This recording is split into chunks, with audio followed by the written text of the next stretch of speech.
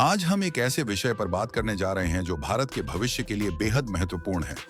दुर्लभ पृथ्वी संकट और कैसे राजस्थान इस संकट को एक बड़े अवसर में बदल सकता है।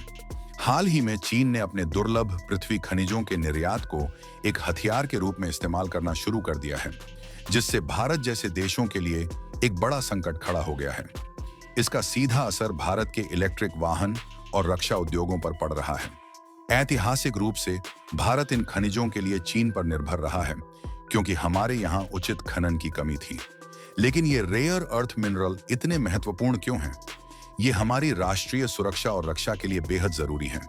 इनका उपयोग मिसाइल मार्गदर्शन प्रणालियों, रडार, जेट इंजन और नाइट विजन में होता है।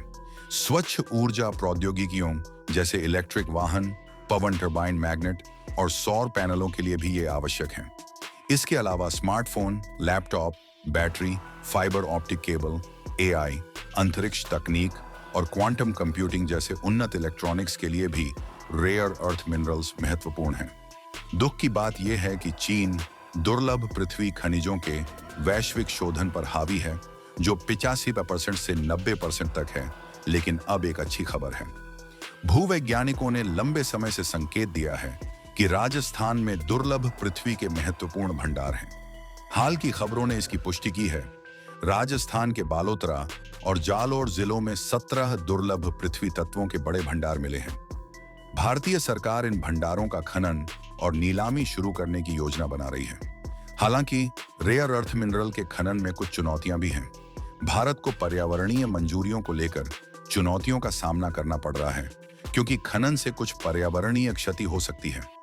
एनजीओ के विरोध प्रदर्शनों की भी चिंता है, जिन पर चीन समर्थक एजेंटों का प्रभाव हो सकता है, जिन्होंने पहले अमेरिका और कनाडा में रेयर अर्थ मिनरल को बाधित किया है। विशेषज्ञों का मानना है कि राजस्थान की रेयर मिनरल का पूरी तरह से उपयोग करने में भारत को 5 से 10 साल लग सकते हैं। चीन की रणनीति स्पष्ट है। वह अपने रेयर मिनरल भंडारों की रक्षा करना चाहता है और विदेशी देशों पर चोरी का आरोप लगाना चाहता है। उसका लक्ष्य रेयर अर्थ मिनरल की वैश्विक कमी पैदा करना है, ताकि अन्य राष्ट्र चीन पर निर्भर हो। चीन अन्य देशों में बोलने की स्वतंत्रता जैसे लोकतांत्रिक सिद्धांतों का फायदा उठाता है, ताकि उनके खनन प्रयासों में बाधा डाली जा सके।